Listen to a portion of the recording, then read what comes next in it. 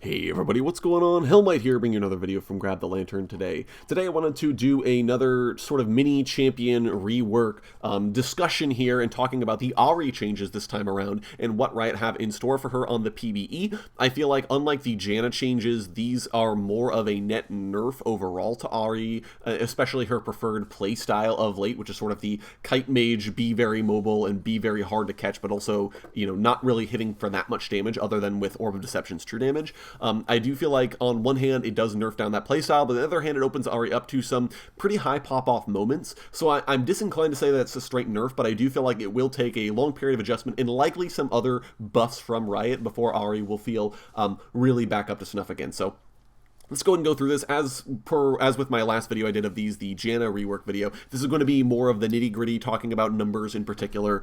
So I will have the post linked down in the description, the Twitter thread that Riot put out in order to say what the Ahri changes actually are. So if you're interested to follow along, I do recommend pulling that up before we continue. Now, talking about the Ahri changes, the idea here is for Riot is to lean into her mobile mage identity and make her passive more useful throughout the game, and especially make her spells feel better to cast in lane. Now, this has meant that a lot of power for Ahri has been sort of moved into a sort of pseudo reset playstyle for Ahri, and I'll talk about this here after covering the adjustments. Now, the biggest things for Ahri are that her passive is reworked, and her R has some new mechanics associated, and they kind of play off with each other.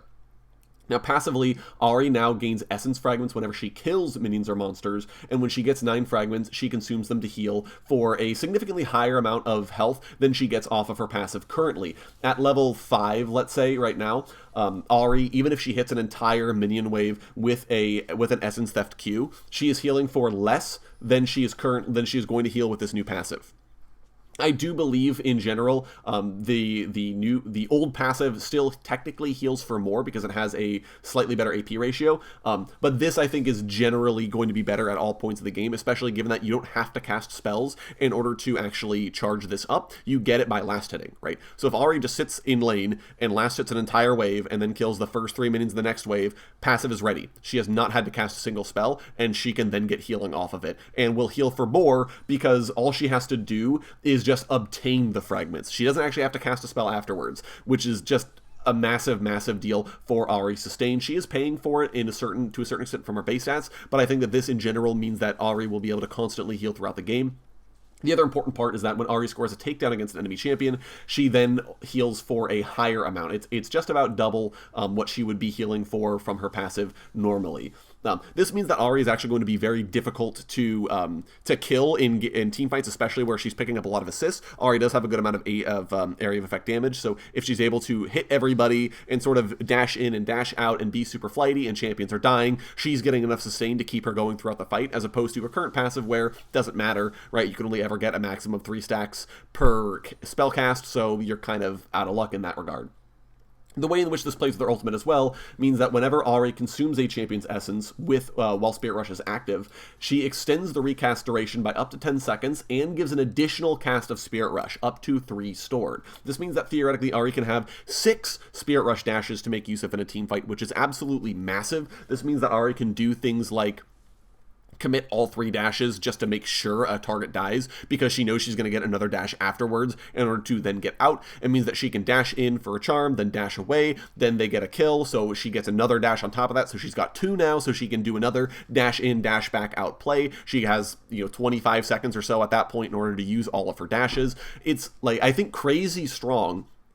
And it does give Ahri the ability to play the sort of kite mage in and out, back and forth type playstyle that she's kind of known for, but in a way that's a lot more dynamic and also slightly more risky. I think it bridges the gap between the kite mage and assassin playstyles in a very fun way, and I really do like what this means for Ahri.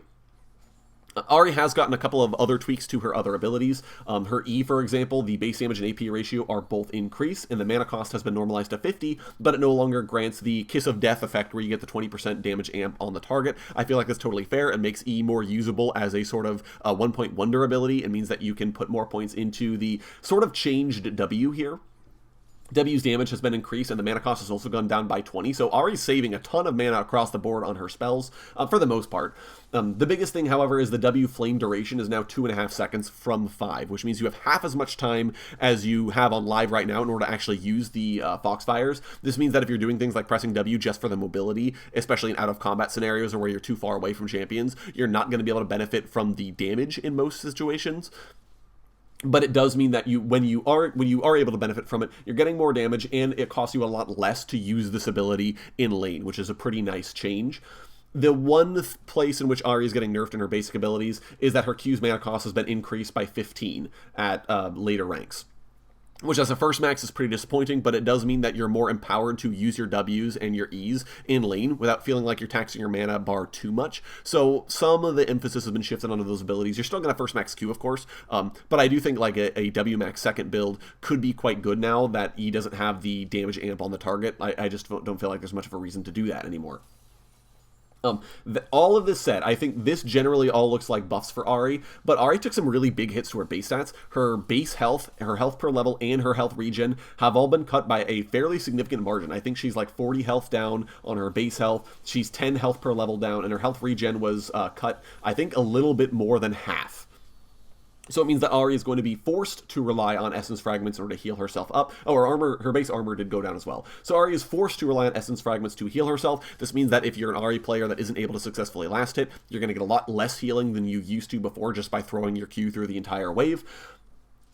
And it also means that Ahri is going to be just squishier in general. This is partially compensated for the fact that she has a lot more mobility, but I do think that especially this is going to be a nerf to players that aren't as invested in Ahri. If you try to play her after these changes have gone live, I feel like it's going to take you a lot longer to get your head around the fact that you don't have as much durability, that you kind of have to play the last hitting minigame, and how to maximize her ultimate, I think is going to be really hard to master off the bat.